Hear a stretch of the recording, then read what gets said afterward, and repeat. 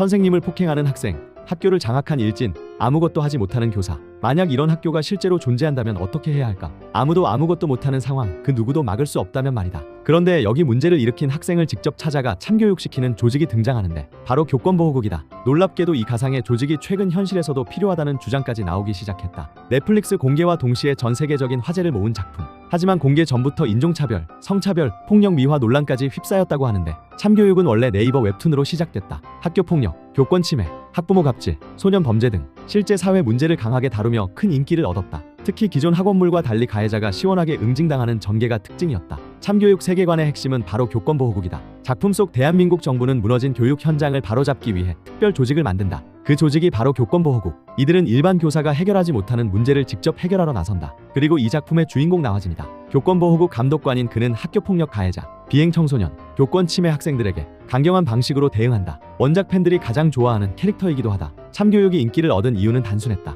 현실에서는 보기 힘든 장면이 나왔기 때문이다. 학교폭력 가해자, 악성 학부모, 갑질 교사. 그동안 처벌받지 않던 인물들이 작품 속에서는 강하게 응징당했다. 덕분에 많은 독자들은 속이 시원하다는 반응을 보였다. 하지만 시간이 지나면서 작품을 둘러싼 논란도 커지기 시작한다. 가장 먼저 나온 비판은 폭력적인 해결 방식이었다. 일부 독자들은 교권 회복이라는 명분 아래 폭력을 정당화하고 있다는 지적을 내놓았다. 그리고 결정적인 사건이 터진다. 일부 에피소드에서 흑인 혼혈 학생을 다루는 과정이 문제가 된 것이다. 해당 내용은 해외 커뮤니티를 중심으로 빠르게 확산됐고 인종차별 논란으로 번지게 된다. 결국 북미 지역 서비스가 중단되면서 국제적인 이슈가 된다. 논란은 여기서 끝나지 않았다. 일부 에피소드에서는 여성 캐릭터 묘사와 관련해 성차별적이라는 비판도 제기됐다. 물론 이에 대해 반박하는 독자들도 있었지만 논란 자체는 계속 이어졌다. 그런 상황에서 넷플릭스 드라마 제작이 발표되면서 많은 사람들이 놀랐는데 논란이 많았던 작품을 과연 어떻게 영상화할 것인가? 특히 원작의 문제 장면들을 어떻게 수정할지가 관심사였다. 그리고 2026년 6월 5일 수많은 논란 속에서 결국 넷플릭스를 통해 공개된다. 공개 직후 반응은 뜨거웠고